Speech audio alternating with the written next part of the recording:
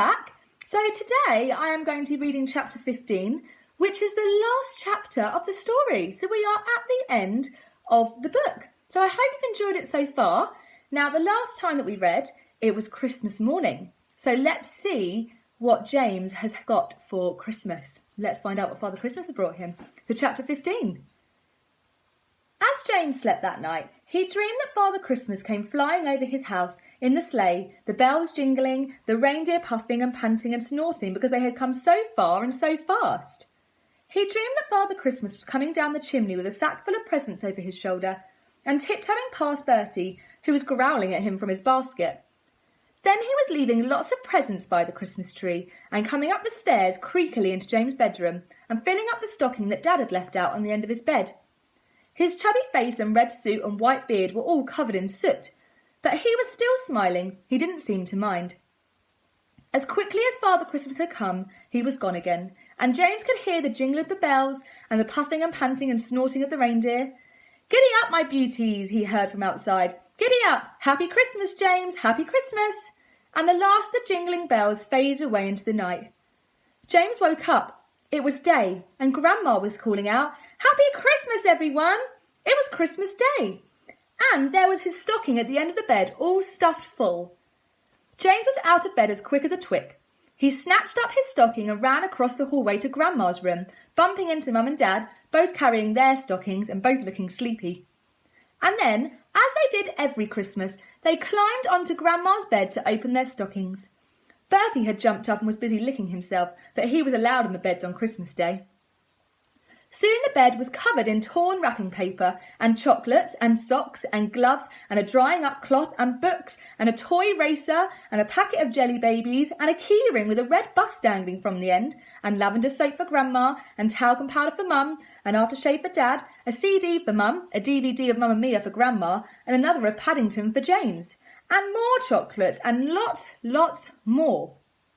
It wasn't long before all the unwrapping was over and they were all contentedly sitting on Grandma's bed scoffing their tangerines, which were always the last thing they pulled out at the very bottom of their stockings.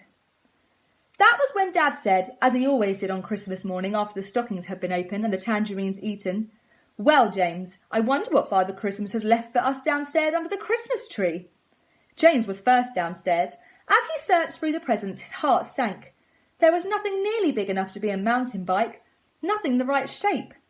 He had a pencil case from Mum, a woolly hat from someone he'd already forgotten who, and a pair of bright red wellies from Dad, and a handy jumper from Grandma, but no mountain bike, no mountain bike. He was trying very hard not to look disappointed when Mum said, "You do have one more little present, James. Father Christmas told us he hated wrapping it, though.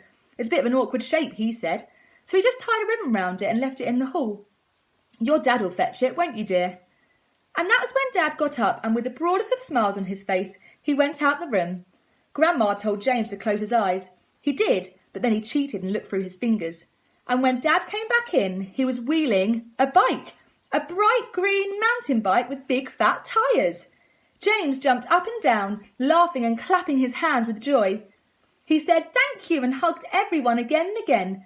Bertie went bonkers, barking his silly head off and chasing his tail. And of course, Grandma cried, which she often did when she was happy. "I'm going to ride it right now. It's got big fat tyres. It'll go in the snow. I'm going to show my snowman," James said, already wheeling the bike out of the room. Just before he left, he turned to his parents and said, "Do you like my words? They were the snowman's present. He gave me words."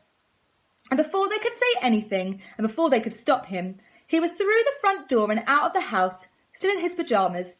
And then he was jumping on his bike and cycling away through the snow. There wasn't nearly as much snow as there had been the day before, but even so the bike slipped and slid around as James cycled across the garden, past the duck pond, through the gate and out into the oak tree field.